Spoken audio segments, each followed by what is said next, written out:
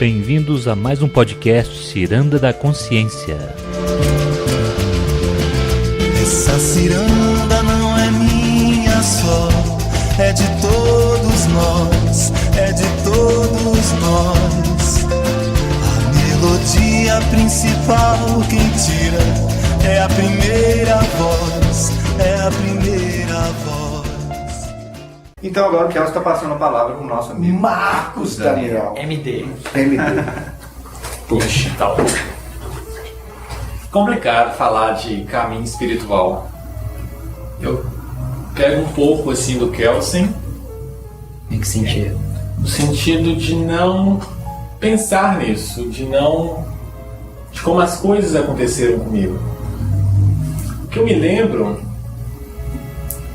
na época que eu fazia um colégio técnico, eu lembro de ler alguns livros, mas relacionados à fantasia. Por exemplo? Dos astronautas, eu esqueci. eram os deuses astronautas. Eram os deuses astronautas, eu lembro desse livro. Na verdade, não é um livro intencionalmente de fantasia. A gente acredita Mas- daqui. O que você tá chamando de fantasia é real pra gente. Ou quer dizer, primeiro o autor não escreveu como fantasia. Um conto de fadas, cara. Tá. Vai bater. Então, nessa época, eu estudava nos sábados à tarde, quer dizer, nos sábados de manhã, e ia embora para casa à tarde. Chegava cansado, a semana inteira estudando e trabalhando, saía às 6 da manhã e voltava às 11 da noite todo dia, só o sábado.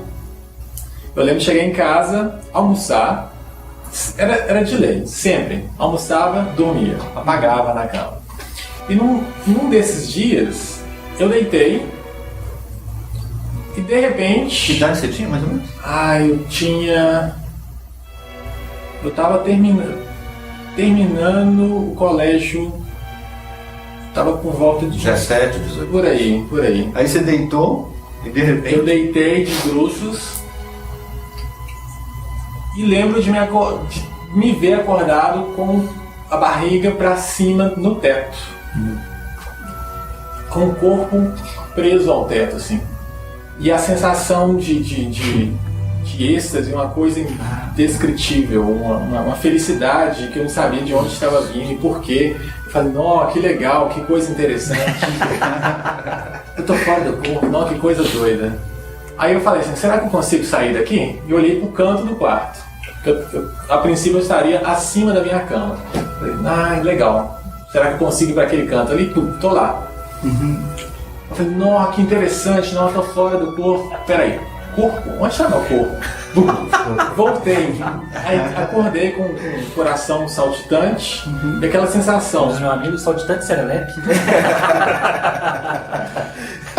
Acho que foi nesse momento, assim, que foi um primeiro contato espiritual mais forte, assim, mais que eu me lembro agora, pensando aqui com vocês.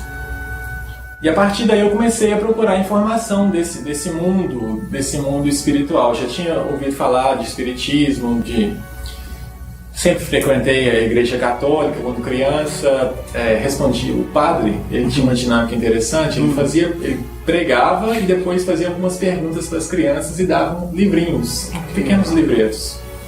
E eu sempre estava lá na frente para responder as perguntas. Então eu tinha esse tipo de participação. E aí a partir daí veio essa busca no sentido de, nossa, eu quero saber o que é isso, eu quero fazer de novo. Que a sensação era muito boa. E a partir daí eu tive alguns outros eventos, mas de projeção? Aleatoriamente também. E comecei a ler, comecei a pesquisar, encontrei o termo projeção astral, a partir daí entrei em grupos de discussão, através dos quais eu encontrei vocês, cheguei até vocês também. Grupo de discussão na internet. Na internet. Yahoo Groups. Yahoo. E esse, a princípio, tem sido o meu caminho, assim. Algumas visões, algumas coisas que eu sonhei, ou às vezes era uma sensação de realidade muito próxima, e que depois de dias ou meses, a situação se concretizava. Então, esses eventos que me trazem essa garantia desse mundo espiritual, o que, da minha perspectiva, seria a realidade em si, uma realidade mais ampla, não contida como a gente está aqui. Como é que você encarava? Você sonhava, depois de alguns dias acontecia. Como é que você Às reagia vezes, a essas situações? Eu achava interessante, eu não assustava? pensava. Não. Eu lembro de um evento quando eu conheci uma pessoa com a qual eu tive um relacionamento. Eu sonhei e por volta de 3 meses depois eu entrei na casa dessa pessoa. Mas ao entrar, ela morava num prédio onde várias pessoas moravam lá, eles vinham de fora para estudar e moravam lá. E eu lembro de um sonho de ver um corredor diferente, com as cores diferentes, o formato do corredor era diferente e extenso. E lembro de ver uma porta com um número marcando a sala mesmo, o quarto. E lembro de 3 pessoas na situação do sonho. E depois de conhecer essa pessoa, quando eu entrei, na hora que abriu a porta, que eu vi o corredor, aí deu aquela sensação de nossa, que interessante, olha isso aqui, é igual. Eu fiquei meio parado, olhando assim, aquele momento, aquele minuto que não passa, você fica assim, como é que pode? Nessa hora passou um gato preto lá. E depois eu descobri que junto com ela moravam outras 2 meninas também. Então é esse tipo de situação, de sonhar, por exemplo, com uma situação e ela acontecer e eu encontrar um emprego. Mais ou menos assim, meio que antecipando o que estaria por vir ainda. E em termos de caminho espiritual, eu não sigo um caminho espiritual, eu não sei se há esse caminho espiritual. Eu estou aí e interagindo com as pessoas. Eu vejo meio que por esse lado, assim, eu não penso, esse é o caminho certo.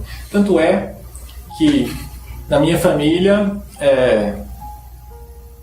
meu pai é católico, minha mãe e irmãs evangélicas. Eu sou neutro. Eu acredito, eu vivencio essa espiritualidade, mas eu transito por outras religiões. E eu não acho que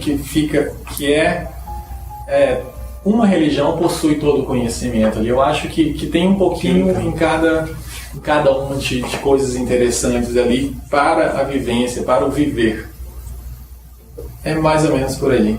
E a alimentação, Marcos? Então, a alimentação aconteceu aparentemente foi tudo junto. Foi essa época das projeções, a escolha da alimentação, que eu já... Qual tipo de alimentação você faz? Atualmente eu sou vegano, que é uma alimentação que não utiliza nenhum derivado de animais. E foi, a princípio, aconteceu tudo muito próximo, assim, essa saída.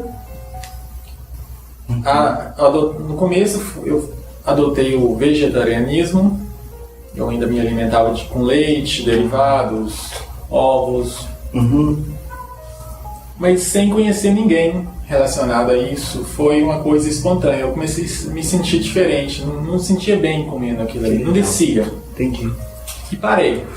E aí, a partir daí que eu fui procurar informação por causa de nutrição, de saúde mesmo. Os pais ficam chocados, que é uma coisa que não se espera, né? Contradizer as normas da sociedade que a gente tem aqui no Brasil, que se alimente dessa forma. Então, próximo do que o Will vivenciou na escolha da profissão. É uma profissão que, a princípio, não é uma coisa... Não se vê como opção. A princípio não seria uma opção profissional na cabeça das pessoas. Então esse choque aconteceu. E a partir daí foi isso. Eu sigo muito eu vou indo. Uma busca pela espiritualidade, por informações que eu acho relevantes para tornar a vida melhor, não só para mim, mas para todos. E a busca, digamos, do que seria a verdade, algo que consiga responder as perguntas que eu eventualmente venha a ter em relação por quê, como que acontece, mas se é assim, aí é isso. Bacana, São Marcos, Daniel. Bem, então agora é a minha vez, né? É você, Júlio. Agora o Júlio vai falar. Júlio vai falar. Como é que ele chama mesmo? Júlio. Ah, Não é a Prilo, não é a Prilo. Bem, gente, seguinte, a minha maneira, como começou meu envolvimento com essa coisa do caminho espiritual, como é que eu posso dizer? Eu sempre fui o esquisito da família, né? Eu acho que mais pessoas aqui devem ter essa experiência de ser o esquisito da família, né? Será que os que estão no caminho espiritual são os esquisitos? Falaremos sobre isso em breve. Ó, sobre essa temática. hoje eu tô cada vez achando que quem não está é que é esquisito. Mas é o seguinte, eu era um menino muito contemplativo, desde que me entendo por gente. Eu sempre fui extrovertido, mas ao mesmo tempo eu era introspectivo, né? Então eu era muito falante, sempre sou, até hoje ainda sou, mas sempre fui de viver muito dentro de mim. As vagas lembranças que eu tenho da minha infância mais distante, né, assim dos 4 anos, eu já era uma coisinha contemplativa, assim, ficava olhando o mundo de dentro de mim, entende? Aquela coisa de ficar olhando o mundo parado, assim, parado dentro de mim, né? E o mundo lá fora, né, na sua dinâmica, né? E então eu sempre tive uma sensibilidade muito aguçada, né? Sempre fui muito reflexivo. E hoje, olhando para trás, eu compreendo que eu já tinha uma espécie de confiança na vida, entende? Uma espécie de convicção inata, que me dava uma ancoragem na minha relação com a vida. Eu me sentia, de certa forma, abrigado. Eu sentia a vida como adversa, como desafiadora, como que oferecia problemas e obstáculos, desafios, mas ao mesmo tempo eu me sentia de alguma maneira amparado, seguro. Não era uma coisa refletida, não era uma coisa formulada. Era um sentimento? Era um sentimento que se tornava temperamento em mim, né? Então, uma família de muitos irmãos, né? Meus pais se separaram cedo, né? Aí vem aquelas questões emocionais que vão se somando, né? Tudo isso acentua as cores da adversidade da vida, né? E que às vezes dá aquela angústia, aquela saudade não sei do que, de uma coisa mais confortável, um mundo distante que fosse mais aprazível. Lá pelas tantas eu descobri a literatura, né? Lá pelos começo da adolescência, eu tive a sorte de descobrir uma coisa chamada Biblioteca Pública Municipal.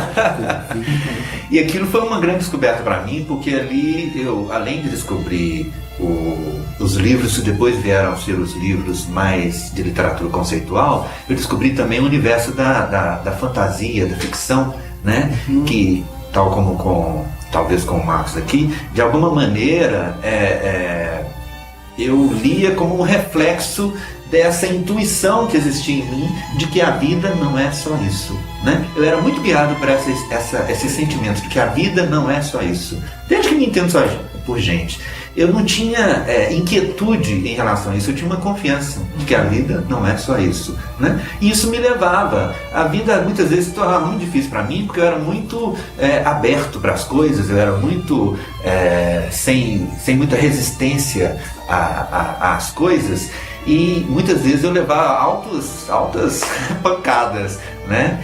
E as coisas mais comuns, mais corriqueiras da infância e da adolescência me interessavam menos do que aquela vida interior, né? E coisa que foi se refletindo muito na minha seleção de leituras, o que foi me atraindo para a leitura, né? E inicialmente aqueles livros assim, mais de fantasia, ficção científica, etc. E depois eu descobri os grandes romancistas brasileiros, a poesia, a descoberta da poesia, para mim foi uma coisa fantástica. E poética. E já ali no meio da adolescência, por volta dos 14 anos mais ou menos, eu também tomei contato pela primeira vez com a revista Planeta, que o Kelsen se referiu. E era uma revista que nos anos 80, quando eu tomei contato com ela, era um pouco diferente da revista Planeta que é hoje, na verdade. Antigamente ela era muito mais esotérica, digamos assim. Hoje não é tão esotérica. Mas aquilo foi uma descoberta para mim, porque falava de diversos temas, né, que me interessaram profundamente. Foi ali que a primeira vez que eu ouvi falar de reencarnação, primeira vez que eu ouvi falar de disco voador, extraterrestre, ufologia. Essa questão da ufologia, por exemplo, foi central para mim nesse começo de caminhada, porque eu comecei a ficar muito interessado nessa coisa de ufologia, porque aquilo de repente fazia todo sentido para mim. Lá dentro de mim eu sabia, é isso aí mesmo, né? Esse negócio de que nós somos sozinhos no universo, que balela danada, né? De que o homem é o centro do universo, a criatura mais inteligente do universo. Bobagem. Deve ter muito mais gente por aí, porque é o mundão de Deus. O fato é que eu lia avidamente essas revistas, planetas, procurando todos esses temas. Tinha uns anúncios de livrarias esotéricas, como a livraria Zipac, não sei se o Kelsen lembra dela. Aí eu comecei a comprar livros pelo correio da livraria Zipac, e não tinha internet ainda, né? A gente comprava pelo correio lá no interior, morando lá em Curvelo, né?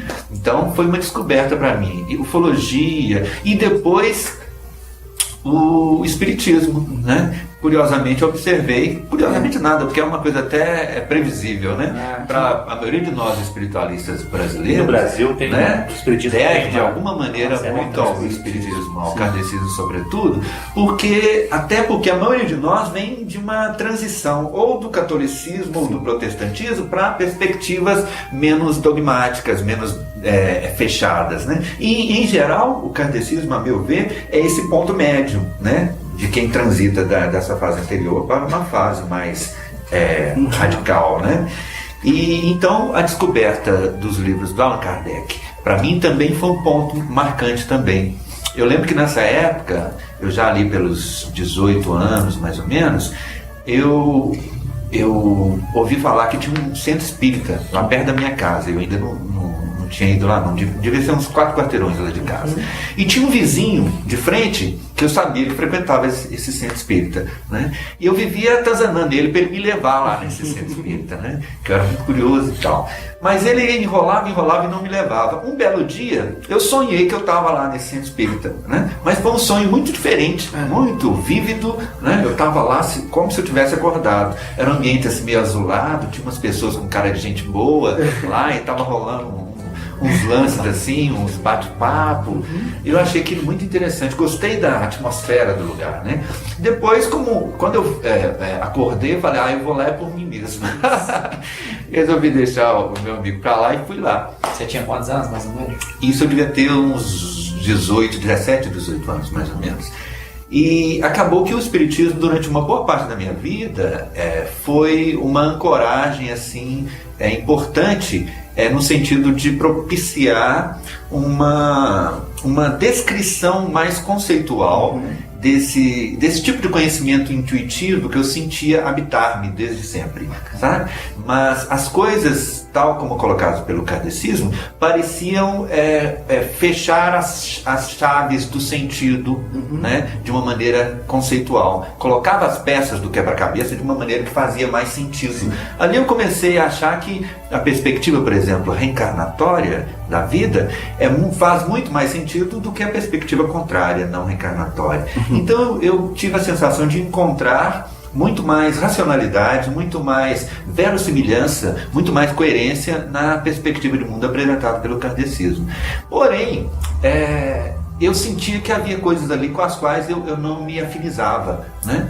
Lá pelas tantas eu fui percebendo que era, na verdade, o seu caráter por excelência doutrinário.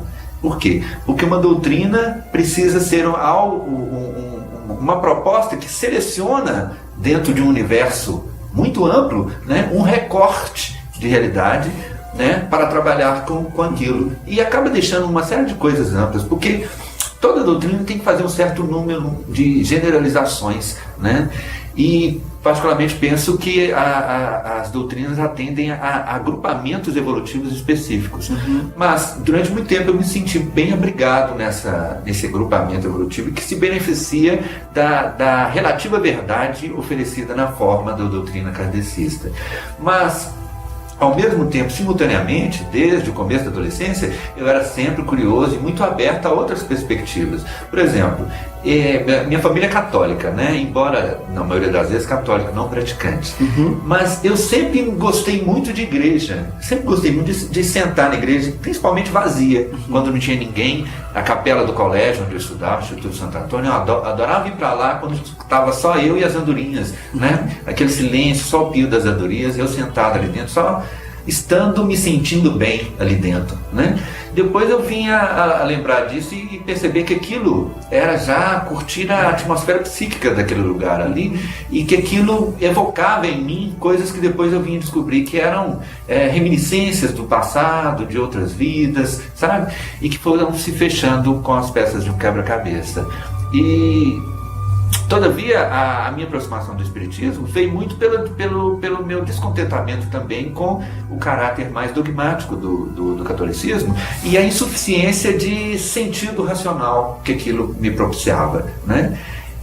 A minha passagem pelo kardecismo, todavia, foi um tanto quanto delicada, encontrou algumas dificuldades, porque eu sempre tive um caráter muito questionador, muito crítico e muito investigativo e eu sempre fui muito aberto a diversas perspectivas. Então, sempre que eu era, por exemplo, convidado a falar, né, de vez em quando lá pelas tantas, quando você já está convivendo mais com o grupo, você acaba sendo levado, né, eu sempre fui muito falante, né? Convidam você para falar alguma coisa lá e coisa e tal. E a minha fala sempre era muito ponteada por parâmetros que extrapolavam a doutrina kardecista. Então isso foi, eu fui me sentindo assim meio estranho no ninho, de certa forma, né? Ainda hoje, mesmo não me considerando, nunca me considerei propriamente espírita, assim como nunca me considerei propriamente católico, e mesmo hoje não me considero propriamente coisa alguma. Mas então temos dois neutros aqui. Eu não me considero propriamente neutro também. Só para pontuar. Mas enquanto estive no Espiritismo, foi uma coisa muito bacana. Ainda hoje tem muitos amigos na doutrina espírita e ainda frequento, né? De vez em quando o bicho pega pro meu lado e os caras estão muito no meu pé e eu estou me sentindo fraco para sair por mim mesmo, eu corro lá para tomar um passe ou só para sentar a bunda lá no banco e os caras já vêm, já dão um trato e é muito legal. Acho que o kardecismo e a Umbanda, por exemplo, fazem um trabalho de higienização energética e amparo mais imediato de pronto-socorro espiritual da maioria da população que se abre a essa perspectiva, que é um trabalho muito, muito bacana. Todavia, a minha curiosidade radical em termos de reflexão, de investigação do mundo, dessa busca que depois eu vim a nomear como a busca da verdade, né? Que também depois eu vim estender para outros conceitos, que na verdade essa busca da verdade também era a busca da beleza, também era a busca do amor, também era a busca da plenitude, era a busca da realização, né? Essa busca foi me levando de paradigma em paradigma a uma perspectiva cada vez mais ampla. E enquanto crescia, já no final da adolescência, surgindo a necessidade de fazer o vestibular, de ir para a faculdade, eu também comecei a pensar qual seria a faculdade mais apropriada para mim. Fiquei em dúvida entre algumas, eu era muito comunicativo, então pensei em fazer comunicação, eu queria ser jornalista, na verdade, porque no fundo eu queria ser escritor, né? E mas depois eu descobri que jornalismo não tem a ver propriamente com literatura, é outra coisa, né? E eu também queria muito, eu tinha muita curiosidade pela compreender as pessoas, compreender o comportamento, etc., o que me levou a me perguntar se não era o caminho era pela psicologia, né? Mas eu acabei indo fazer a filosofia, que era uma perspectiva também que me permitia uma abordagem mais ampla e mais aprofundada, né, de diversos temas que me interessavam. É claro que entrando posteriormente na Faculdade de Filosofia, eu vim a descobrir algo que na verdade eu já sabia, que eu acabei entrando na Faculdade de Filosofia um tanto tardiamente, já com 20 e poucos anos. E nessa época eu já era muito maduro em relação à crítica sobre o sistema de ensino, a crítica até sobre os mecanismos de conhecimento propriamente, o valor do conhecimento intelectual e tudo mais, o que não me levaria, em tese, a fazer a faculdade e mesmo a filosofia. Mas o fato é que não havia nenhum outro curso oficial que me abrigasse tão relativamente bem como a filosofia. Então foi o que eu fui fazer. No curso de filosofia me propiciou uma ampliação de uma coisa que sempre foi natural em mim, que foi uma certa habilidade para o discernimento mais rigoroso, a concatenação de ideias, a organização do pensamento e o desenvolvimento da habilidade da escrita, também da expressão das ideias e dos pensamentos na palavra, o que estava em correlação com a minha relação com a literatura, que era outra coisa que paralelamente foi me acompanhando desde sempre. Essa vontade de aprofundar-me através da palavra, aprofundar no mundo através da palavra, aprofundar dentro de mim através da palavra, usar a palavra como instrumento de descoberta, de autodescoberta e de expressão, de autoexpressão, né, que me acompanha ainda hoje. Quando na faculdade, você acaba descobrindo que há muita limitação ali, né? Então eu fui um aluno medíocre, fui um aluno muito atípico, fui um aluno porque eu tinha uma sede muito ardente pelo essencial e tinha uma preguiça enorme pelo inessencial. E ainda na faculdade ainda existe, você tem que lidar com muita coisa inessencial, verdadeiramente, até na filosofia, inclusive. Mas já nessa época me interessava muito uma perspectiva que hoje eu chamo que é uma perspectiva educacional, né? Por quê? Porque me interessava, acima de tudo, a questão do autoconhecimento, né? Eu próprio me aprofundar no autoconhecimento e poder ajudar as pessoas a se aprofundar no autoconhecimento. E isso, a meu ver, é uma perspectiva educacional, porque educar vem de educare, que significa deixar crescer, né? Como uma planta que você planta e auxilia ela não a seguir um determinado formato, né? Mas auxilia aquela planta a tornar-se o mais belo ser que ela pode ser, aquilo que ela já é potencialmente. Então me interessava isso. E na minha vida sempre foi muito presente essa coisa da sensibilidade psíquica. E isso talvez tenha mais a ver com o que vulgarmente se chama de caminho espiritual. Embora tudo isso que eu falei até agora, a meu ver, também é caminho espiritual. Porque o caminho espiritual, a meu ver, tem a ver mesmo com a busca de sentido, né? O caminho espiritual começa mesmo, a meu ver, a rigor, digamos assim, na vida de uma pessoa, se é que há um começo, né? Até considerando a perspectiva das várias vidas, né? Mas se é que há um começo, eu acho que começa quando a pessoa se faz 3 perguntas capitais. Quem sou, de onde vim, para onde vou, né? Que parece um clichê, mas é a grande verdade. Essas são as 3 perguntas pelo sentido, né? Que a gente pergunta sobre a vida, né? E isso sempre foi uma pergunta dentro de mim. Inicialmente não formulada, mas pulsante, como uma pulsão de busca. Lá pelas tantas, com o adestramento, com a coisa da conceituação, eu fui desenvolvendo isso, né, através da filosofia, através da literatura, através de diversas formas de arte que também me interessam, como a música, como a arte plástica. E junto a isso... Essa pulsão que você sentia, que você não conseguia definir ainda, e que te levava a essa busca do sentido, era um vazio existencial ou não? Não, trocando em miúdo, eu me sentia uma pessoa muito vulnerável diante da vida, mas uma pessoa muito assim, bobamente protegida. Entende? Eu me sentia vulnerável, mas me sentia protegido. Entende? Trocando em miúdos, eu percebi o quanto que o mundo é adverso, né? Mas eu sentia que havia uma ancoragem, entende? Eu tinha confiança na vida. A palavra para isso, na verdade, é fé. Eu tinha fé, né? fides, né, que gera confiança, confiança vem de fides, que é fé. Então eu sempre fui uma pessoa de fé. Eu tenho fé boba na vida, entende? Antes de pensar, eu tenho fé nas coisas. Está dentro de mim. Eu sei que é, não sei dizer como é, mas sei que é.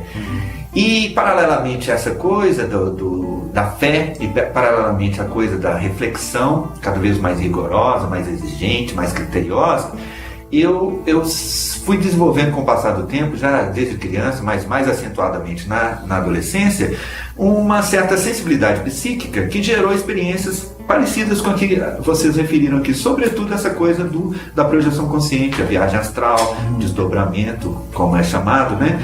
E que no meu caso acentuou-se sobretudo na adolescência, e que ao longo da vida foi crescendo cada vez mais e foi chegando a um ponto que eu tive o grato privilégio, digamos assim, relativamente, de ter tido experiências que me propiciam hoje não ter absolutamente nenhuma dúvida sobre a continuidade da vida após a morte, sobre a existência de outros corpos que não o corpo físico apenas, a existência de comunidades humanas e não humanas, né, habitando frequências de realidade não física, que se organizam em comunidades e sociedades e que apontam essas realidades para uma organização de realidade cada vez mais fantástica, mais sutil, mais ampla, mais complexa, né?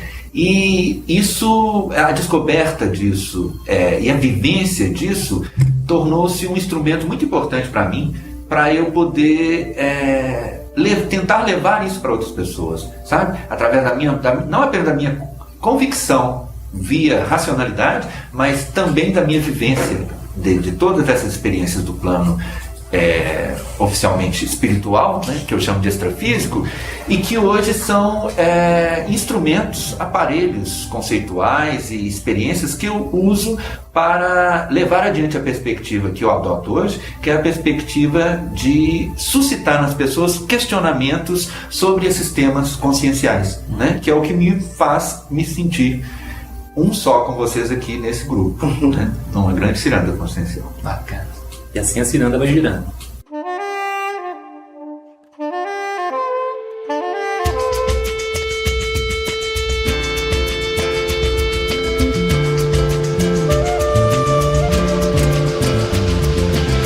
Essa ciranda não é minha só, é de todos nós, é de todos nós.